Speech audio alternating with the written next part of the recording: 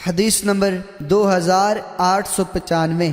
حضرت عمر بن دینار رضی اللہ تعالی عنہ سے مروی ہے، فرماتے ہیں ہم نے حضرت ابن عمر رضی اللہ تعالی عنہما سے اس شخص کے بارے میں سوال کیا جو عمرہ کے لیے آتا ہے اور بیت اللہ شریف کا طواف کرتا ہے لیکن صفا مروہ کے درمیان سعی نہیں کرتا، کیا وہ اپنی بیوی کے پاس جا سکتا ہے؟ انہوں نے فرمایا رسول اکرم صلی اللہ علیہ وسلم تشریف لائے، آپ نے بیت اللہ شریف کے ساتھ چکر لگائے اور مقام ابراہیم کے پیچھے 2 رکعتیں پڑھی، پھر صفا مروہ کے درمیان 7 چکر سعی کے لگائے، اور تمہارے لیے رسول اکرم صلی اللہ علیہ وسلم کی زندگی میں بہترین نمونہ ہے۔ حدیث نمبر 2896 ایک اور سند سے بھی حضرت ابن عمر رضی اللہ تعالی عنہما سے اس کی مثل مروی ہے۔ حدیث نمبر 2897 حضرت محمد بن عبد الرحمن سے مروی ہے کہ ایک عراقی شخص نے ان سے کہا کہ حضرت عروہ بن زبیر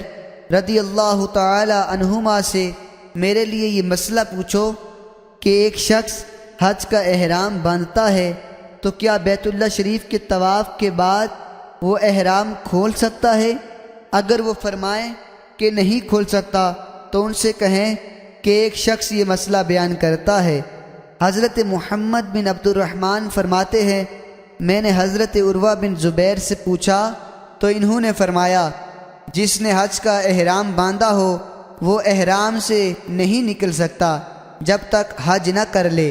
میں نے کہا ایک شخص کہتا ہے کہ وہ احرام کھول سکتا ہے، انہوں نے فرمایا اس نے بری بات کہی۔ وہ فرماتے ہیں پھر وہ عراقی مجھے ملا اور اس نے مجھ سے پوچھا تو میں نے اسے بتا دیا۔ اس نے کہا آپ ان سے پوچھیں کہ وہ شخص اس بات کی خبر دیتا ہے کہ رسول اکرم صلی اللہ علیہ وسلم نے یہ عمل کیا ہے، اور حضرت اسما اور حضرت زبیر رضی اللہ تعالی عنہما نے بھی اسی طرح کیا۔ وہ فرماتے ہیں میں نے جا کر ان کو بتایا تو انہوں نے پوچھا وہ کون ہے؟ میں نے کہا مجھے معلوم نہیں۔ انہوں نے فرمایا اسے کیا ہے کہ وہ خود میرے پاس آ کر نہیں پوچھتا، میرا خیال ہے وہ عراقی ہے۔ فرماتے ہیں میں نے کہا مجھے معلوم نہیں۔ انہوں نے فرمایا اس نے جھوٹ کہا ہے، رسول اکرم صلی اللہ علیہ وسلم نے حج کیا اور مجھے حضرت عائشہ رضی اللہ تعالی عنہا نے خبر دی کہ رسول اکرم صلی اللہ علیہ وسلم جب مکہ مکرمہ تشریف لائے تو سب سے پہلے آپ نے وضو کیا، پھر بیت اللہ شریف کا طواف کیا، پھر حضرت ابوبکر صدیق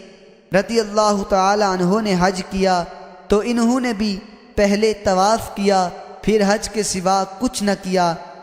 پھر حضرت عمر رضی اللہ تعالی عنہ نے اسی طرح کیا، پھر حضرت عثمان رضی اللہ تعالی عنہ نے حج کیا تو میں نے ان کو دیکھا تو انہوں نے بیت اللہ شریف کے طواف سے آغاز کیا، پھر کچھ اور عمل نہ کیا، پھر حضرت معاویہ اور حضرت عبداللہ بن عمر رضی اللہ تعالی عنہم نے حج کیا، پھر میں نے اپنے والد حضرت زبیر بن عوام کے ہمراہ حج کیا تو انہوں نے سب سے پہلے طواف کیا اور پھر کوئی دوسرا عمل نہ کیا، پھر میں نے مہاجرین و انصار کو اسی طرح کرتے ہوئے دیکھا، وہ اس کے سوا کچھ نہیں کرتے تھے، پھر میں نے سب سے آخر میں حضرت عبداللہ بن عمر رضی اللہ تعالی عنہ کو دیکھا، وہ اس طرح کرتے تھے، انہوں نے بھی عمرہ کے بعد حج کا احرام نہیں کھولا۔ اور یہ حضرت ابن عمر رضی اللہ تعالی عنہما ان کے پاس ہیں، وہ اس سے سوال کیوں نہیں کرتے؟ اسی طرح جو صحابہ کرام گزر چکے ہیں جب وہ مکہ مکرمہ جاتے تو سب سے پہلے طواف کرتے تھے، پھر وہ احرام نہیں کھولتے تھے۔ اور میں نے اپنی والدہ حضرت اسما اور اپنی خالہ حضرت عائشہ رضی اللہ تعالی عنہما کو دیکھا جب وہ مکہ مکرمہ آتی تھی تو سب سے پہلے طواف کرتی، پھر احرام نہیں کھولتی تھی، اور میری ماں نے مجھے بتایا